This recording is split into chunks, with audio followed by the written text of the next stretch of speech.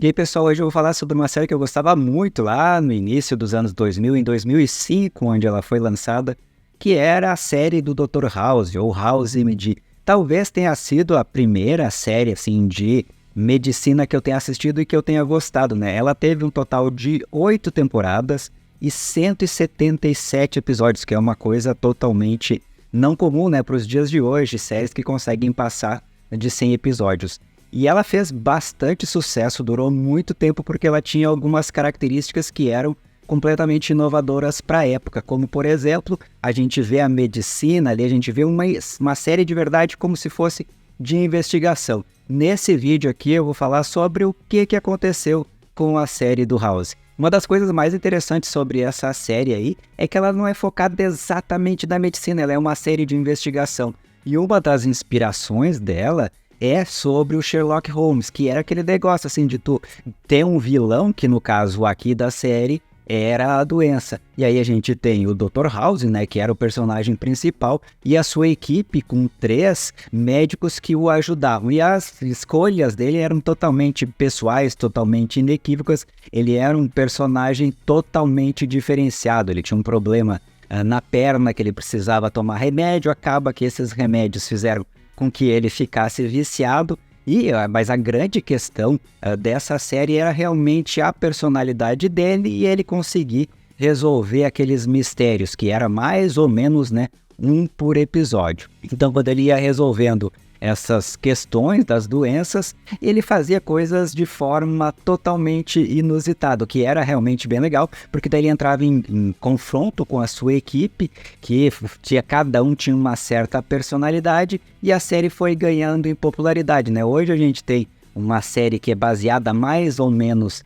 nessa mesma premissa, inclusive que tem criadores que fazem parte também do House, que é o Good Doctor, ou o Bom Doutor, que também faz um sucesso relativamente bom, que também já está há anos no ar, mas, na minha opinião, não chega nem aos pés do que era o Dr. House, justamente por causa dessa questão da personalidade dele. Ele tinha toda uma questão de ironia, para quem gostava de assistir na época vai lembrar as diversas coisas que ele ia fazendo e as coisas erradas também que ele fazia. Ele não era um personagem perfeito, certinho, ele era todo cheio de contradições, o que fazia com que a gente ficava prestando atenção nesses detalhes da sua personalidade. Todas as coisas no hospital, né, funcionavam em virtude daquela equipe dele para aqueles problemas que eram mais específicos. Então, ele escolhia os casos em que ele ia atender, mas somente eram coisas totalmente inusitadas ou difíceis. Acaba, né, obviamente, que era focado em questões médicas, então a gente, como espectador, não tinha como descobrir como é que as coisas iam acontecer no decorrer. Mas a série ela vai num crescente, a gente tem aquela primeira equipe que provavelmente foi a que chamou mais atenção, e lá pelo meio da série, né, vai ter a troca da sua equipe, aí vai ter testes, vai ter novos atores entrando, toma toda a dramaticidade, né, do seu amigo também, que vai acabar doente, a sua relação com a Cud. Então todas essas coisas que vão acrescentando fazem com que tenha um certo crescimento, né, até o meio da 5ª temporada, e depois acaba que a gente tem um pouquinho de decadência assim, em termos criativos, e a série começa a se encaminhar, né, para o final de uma forma mais melancólica, mais agridoce. Se você está aqui pela primeira vez, eu sou o Júlio Kober, não esquece de dar um like no vídeo e curtir o canal. Mas realmente foi uma das séries mais marcantes do início dos anos 2000, ali do meio dos anos 2000, e é por isso que eu estou lembrando dela, porque foi realmente um marco, que foi a primeira vez que eu começo a ver séries de medicina, mas justamente porque é uma série muito mais investigativa do que medicina, né? Apesar de estar naquele ambiente ali de hospital. E o interessante é que diversos atores também fizeram bastante sucesso depois que saíram do House. Por exemplo, o Chase, que era um dos personagens ali também médico, ele acaba fazendo uma série em que ele é um bombeiro e tudo mais, e acaba também assim tendo um bom protagonismo durante vários anos depois. Alguns dos atores já eram famosos, assim como o próprio House, que já tinha feito filme, que já era super conhecido, e agora também recentemente ele fez pela Netflix uma série, A Luz que Não Podemos Enxergar, Toda a Luz que Não Podemos Enxergar. Então, continuaram com uma carreira boa. A atriz que fez A Cameron também conseguiu um belo do sucesso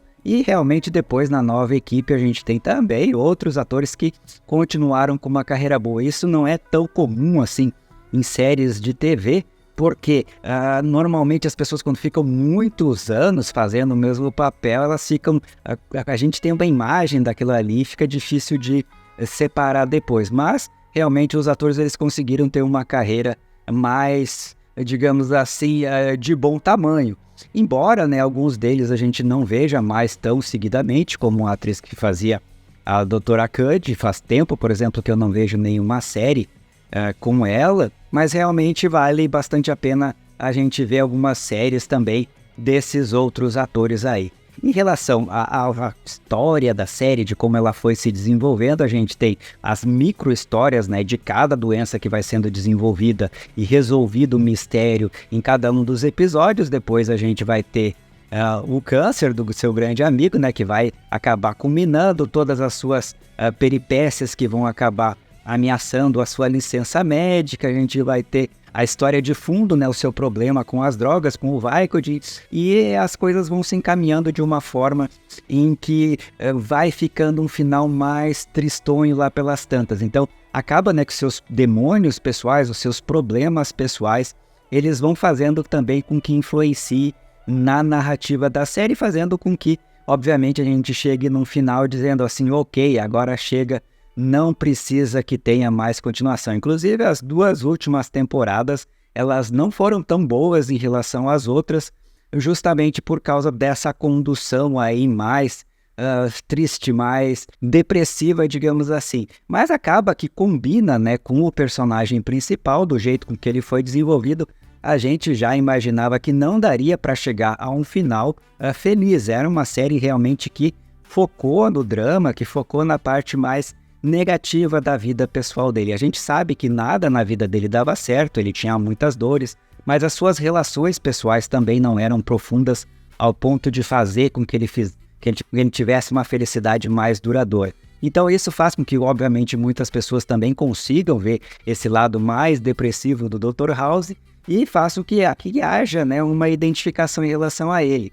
Mas, quando chega ao fim, realmente se torna num marco, né, das séries televisivas de medicina, e vocês lembram que na época também era mais de 20 episódios por ano, né? Até por isso chega a 177 episódios em 8 anos, o que faz com que a gente realmente goste. Mas, na minha opinião pessoal, essa é uma das melhores séries que eu já assisti na vida e que realmente, assim, ó, no conjunto da obra, no conjunto das 8 temporadas, me deixou bastante satisfeito, mesmo sendo as duas últimas e meia temporadas não tão boas assim. Obviamente, né, que nem tudo que poderia ter acabado na 5ª temporada, ali talvez no início, quando ele tivesse trocado a equipe, seria legal. A gente tem, assim, toda a formação da sua equipe durante esses 4, 5 anos e depois, quando tem a modificação, né, meio que quebra aquela química. E aí, para mim, foi o grande ponto, assim, de virada do que aconteceu com a série Dr. House. E ali, para mim, foi onde começou a decadência, onde começou a parte que eu fui gostando um pouquinho menos. Não que a série tenha ficado ruim, nada disso. A série continua sendo uma série boa, mas é aquela série boa que a gente assiste porque tá acostumado a assistir.